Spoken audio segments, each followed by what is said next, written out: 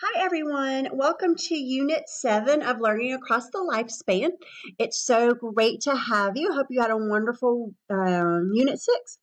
In Unit 6, you created your rough draft of your APA argumentative paper.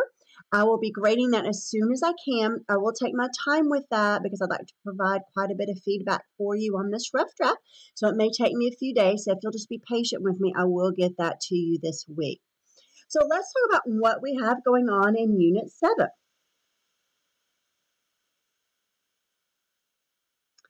So in Unit 7, we really are going to be putting all the pieces together to create your final APA argumentative paper.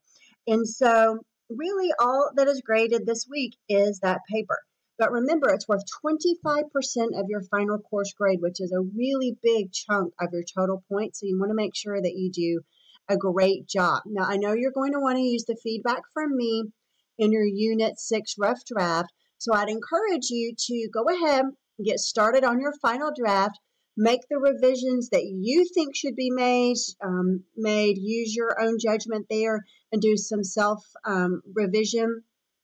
And then you can also give it to some friends or colleagues to help them review as well, help you review as well. And then I'll get your papers back to you as soon as I can, and you can use that information as well.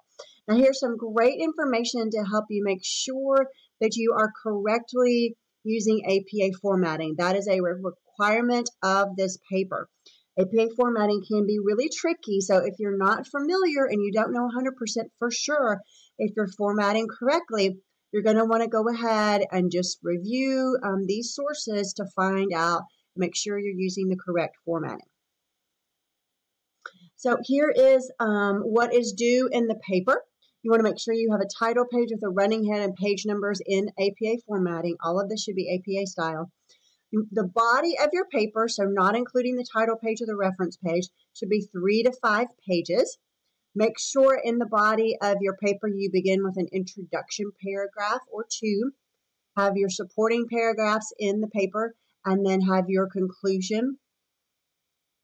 You are required to include a thesis statement in that introduction. And then in the body of the text also, you're going to make sure that you are using those sources that you researched earlier in the course. You need to use at least 3 sources. 2 of them need to be from academic sources such as the online library, and 1 of them can be from the internet, but it has to also be a credible academic or scholarly source as well. Now, you're going to have to paraphrase these sources in your text. So we worked on that already in this course. You're going to use your paraphrasing skills. You want to make sure you're citing those paraphrases correctly using proper APA style in the in-text citations. And also, you're going to want to avoid using direct quotes. We're looking for paraphrase information here for this paper. You're going to create a reference page in complete APA formatting as well. This is really important to know. So I always have students who add references in their reference page, but they don't actually use the references in the paper. Now, you can't do that.